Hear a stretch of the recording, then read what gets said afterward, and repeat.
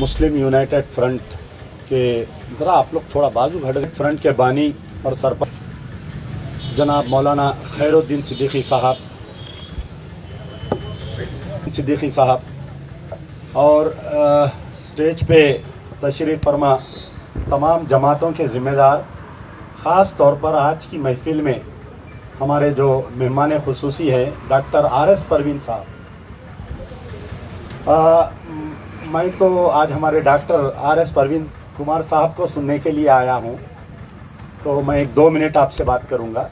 और अब तक जो बातें हुई ये सब जो है कुरान में क्या है, इस्लाम में क्या है, दुनियावी एतबार से बात हुई। मैं जो बात करूँगा कि मर्डर के बाद की बात करूँगा मैं, तो इसको कंट्रोल कैसा करना चाहिए। आप देखिए आज का जो इशू है ड्रग्स, मर्डर और इंटरेस्ट, ये सबसे ज़्यादा, क्योंकि हम डेली देखते हैं ये मुस्लिम्स में ज़्यादा हो गया है। आप पहले मैं ड्रग्स की बात करूँगा कि ड्रग्स कल्चर पहले इतना नहीं था हमारे कने हैदराबाद में। छोटा मोटा कोई शराब पी लेते थे या कोई शराब पी के आपस में लड़ लेते थे मोहल्ले में, पुलिस वाले ले जाकर उनकी काउंसलिंग करते थे उनको जो है।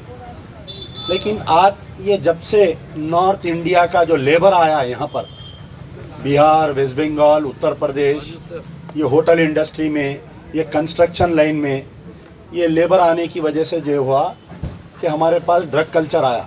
क्योंकि मैं बहुत ज़मीनी बात बोल रहा हूँ, तो ये ड्रग कल्चर आया। अब ये ड्रग्स जो तेलंगाना में ज़्यादातर आते हैं ये नांदेड़ की रूट से आते हैं, नांदेड़ से, निज़ामाबाद से ये आते हैं। आज से कुछ दिन पहले एक तस्वीर मैं देखा था कि चीफ मिनिस्टर केसीआर साहब के कोई भांजे गुटखा खाने से उनको कैंसर हो गया था। चीफ मिनिस्टर साहब बहुत गुस्से में आए, नाराज़ हुए और पूरे ऑल डीजीज, आईपीएस ऑफिसर्स को सबको बुलाकर बोले कि एरेडिकेट तेलंगाना फ्रॉम गुटखा। बहुत ज़बरदस्त काम हुआ, हम इसका इस्तेमाल करें। लेकिन इलेक्शन आया, फिर कुछ crore of rupees party fund चले गया और वो गुटखे के ऊपर सख्ती बंद हो गई।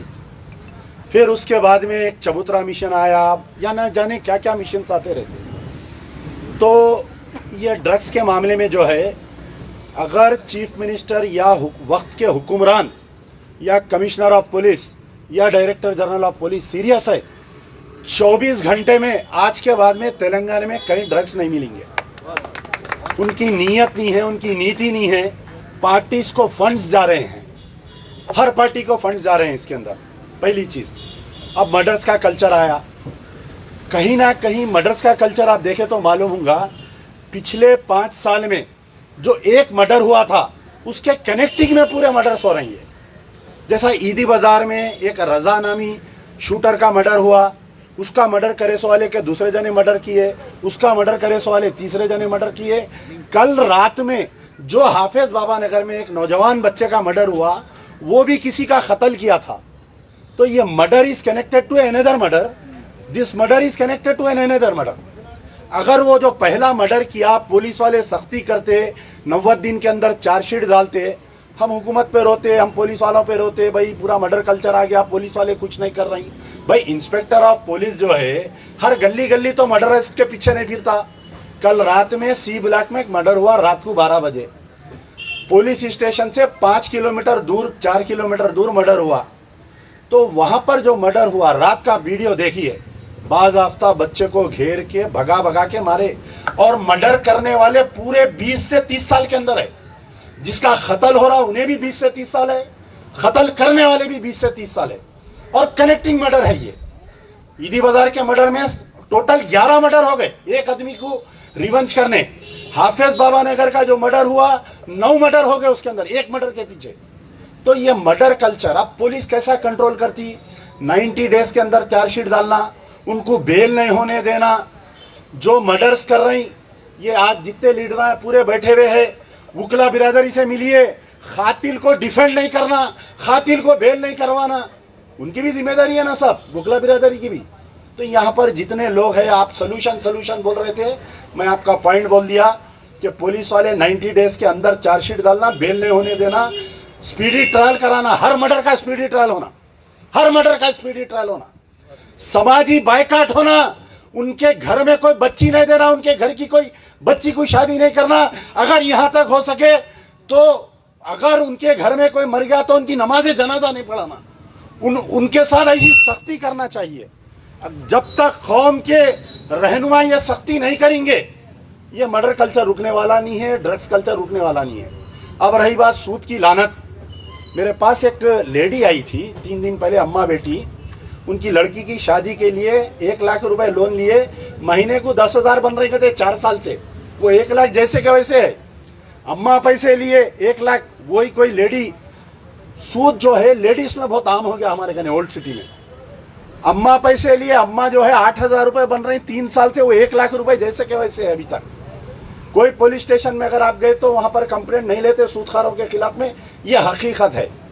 तो ये सूदखारों को भी हमको कंट्रोल करना चाहिए। ये 3 इश्यूज बहुत अहम थे। खैरुद्दीन सिद्दीकी साहब जो आज की मीटिंग बुलाए हैं, अल्लाह ताला उनको सेहत दे, अल्लाह ताला उनको हिम्मत दे। आज किस हालत में ये मीटिंग हो रही है ये मेरे को मालूम है।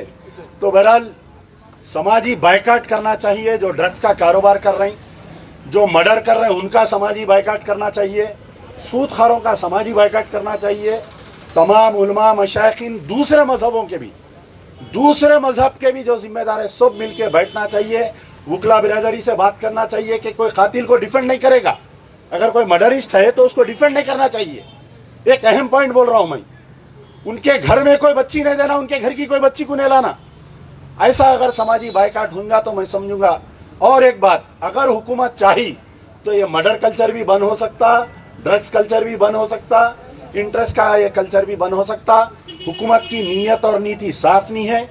आज ये पार्टी है, कल दूसरी पार्टी आ सकती, लेकिन जो हुकूमत चलाते हैं वो ऑफिसर्स चलाते हैं, उनको इम्प्लीमेंट करना चाहिए। शुक्रिया। यार जिंदा सोबत बख्श।